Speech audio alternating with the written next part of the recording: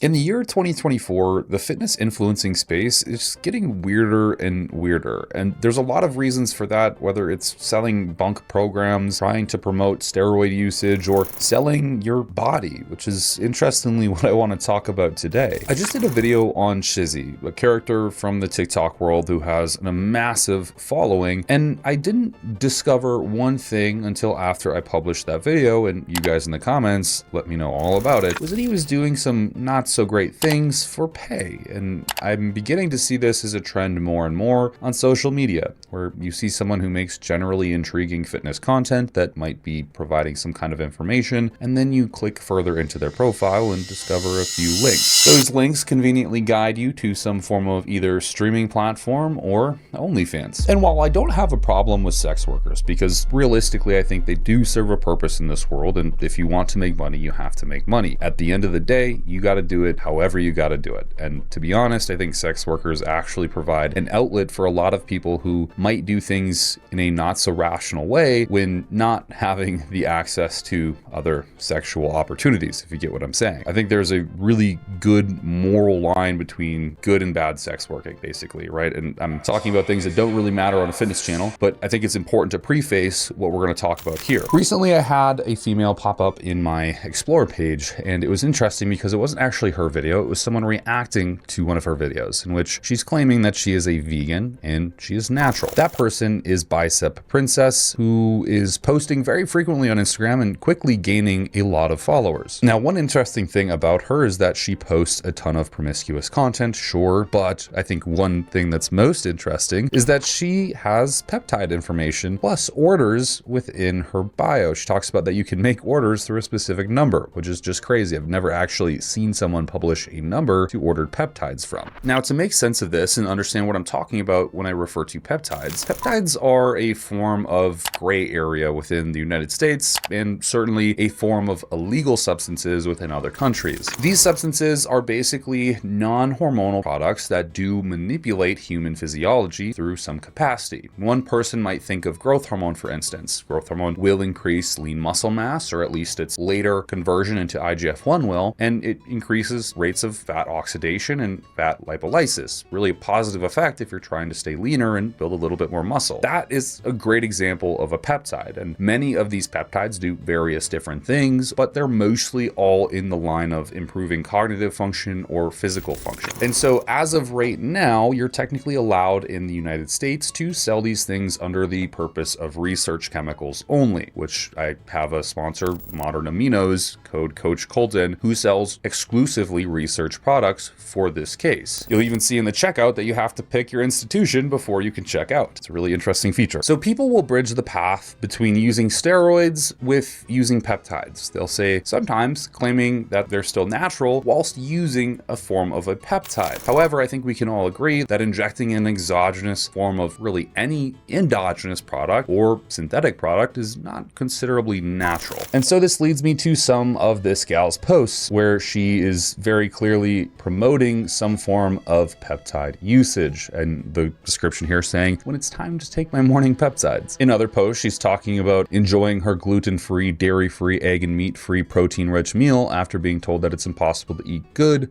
food with my strict diet, while I'm also a picky eater who doesn't like veggies or fruits. So essentially, she doesn't eat any meat, she doesn't like veggies or fruits, and she doesn't like eggs, she doesn't like dairy. Jesus Christ, she doesn't eat anything. So she's posting about all this content, oiled up in the gym as usual, which we see very commonly in a lot of her posts. But there was one specific post that brought me to her Instagram profile, and it was this one: how I recover insanely fast as a natural vegan bodybuilder, in which you'll see her flexing and then casually doing a subcutaneous injection in front of the camera. And she talks about BPC 157 being a product that she uses most often to reduce inflammation and improve recovery. We have to explain what BPC 157 is to completely understand what she's referring to. BPC 157 is technically a peptide. It's a string of amino acids that are tied together to functionally do something in the human body that's a bit different than ones that you might naturally have. Now, BPC is actually something that your body will produce produce naturally, and it's typically found in your stomach, where it helps basically increase the rate of development in and around your stomach of tissue. But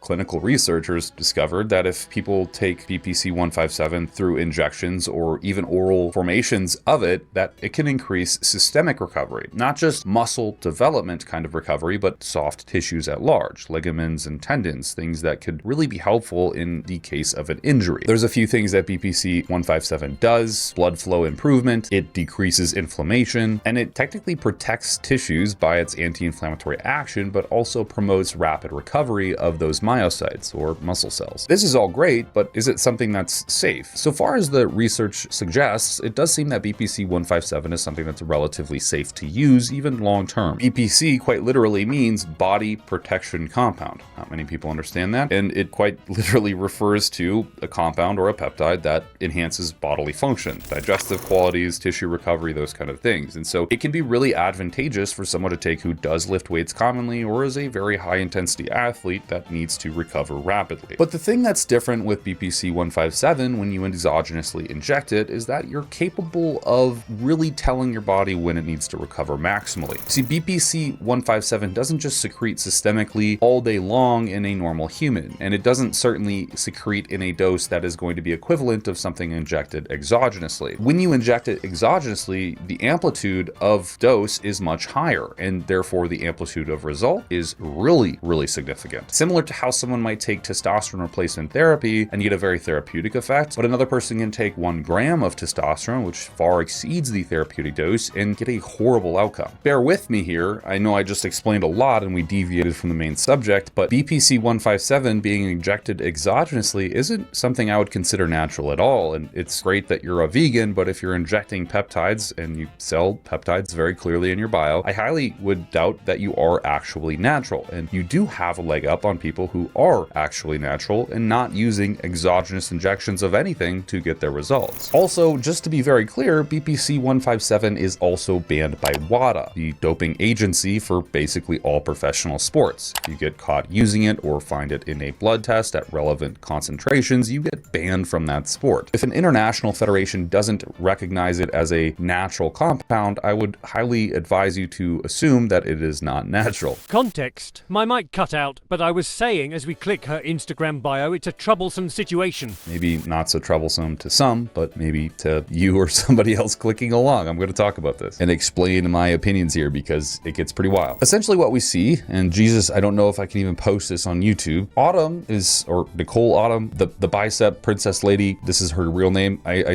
guess. She has an OnlyFans. You can see the little emblem there. She conveniently says, "Send me a message." Doesn't tell you what the link is for, but does have the emblem to display to anyone who knows what OnlyFans is. And then below that, she has a coaching program. Now, it's very easy to see that the thing she is trying to market as the first clickable link is her OF and not the actual coaching program. Interesting, very, very interesting indeed. Now, here's my problem with this. For one, you're talking about being a natural athlete. You're talking about being someone who's well developed and jacked through eating a very constrictive diet, by your definition, bicep princess. It is not a restrictive diet, but I think by most everyone who would be looking at this situation would say that that is a highly restrictive diet. And you are suggesting that this is what's getting you the health and longevity and also the physique that you do have. Well, the many of us who are well versed in peptide usage know very clearly that this is not a actual natural person. This is someone who's just using another form of underground drugs to supplement their physique. So you're deceiving your audience by, one, selling a coaching program, but two, selling the idea that a specific diet is getting you specific results. Morality down the drain. And the other morality part that comes into question is just an OnlyFans at large when you're producing fitness related content. OnlyFans is a platform where content creators can monetize their special content. And I don't have anything wrong to say about OnlyFans in a lot of different cases, because it is a versatile way that many creators can make a living, which I think is great. If you can monetize yourself and find your own way of living, good for it. I think a lot of people would be better off doing that than working some shitty 9-to-5 job for the rest of their life, never actually earning enough money to do anything except stay in their local city for the rest of their life. And it does encourage empowerment and autonomy within someone's life. You can literally become an entrepreneur for making your body somewhat respectable and something that people would want to view. So it's not all bad. It's definitely probably not all good either, because what OnlyFans is doing is correlating two things. It's basically normalizing sexually explicit content with fitness-related content, which drastically changes the perspective of the fitness influencer space and fitness at large, but as well it can really modify the perception of intimacy within anybody's relationship, if not that person specifically.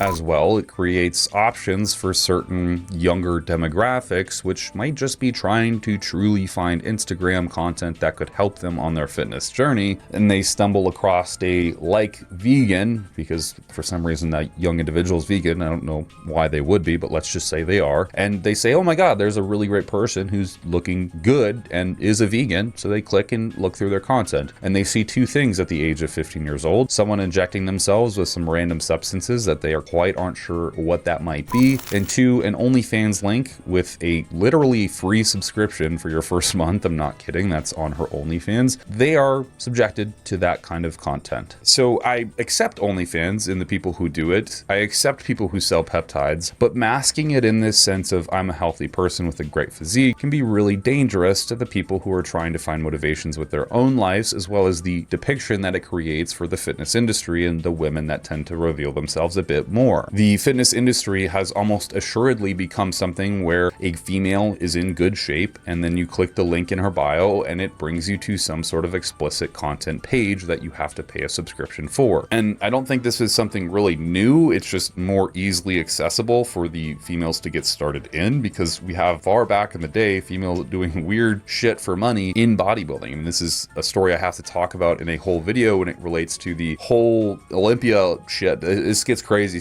I don't even want to talk about it because I don't have like a full understanding of the whole situation, but basically the Manions who run the Olympia really did some weird stuff back in the day with paying women and men to do explicit content. But again, I'll talk about this on a whole nother level in a completely separate video. And again, I'm not necessarily saying this stuff is bad. I think what's bad is not separating fitness/health based content, because at the end of the day, what you're doing is you're converging two groups of people into one group of people, and that one group can get really toxic and disgusting. If you're going to do some form of explicit content, I think it's fine, but what you need to do is separate it from your primary content. If you're trying to provide helpful insights to people, then make that the content. Don't add on the OnlyFans content with it. Also, don't add on your peptide company with it. Also, don't preach, if you're going to be adding on those monetary pathways to it, a certain lifestyle that's gotten you somehow the body that you have, even though arguably it hasn't. It's highly deceiving, it's corrupt, and it's putting people onto the wrong path of disingenuous,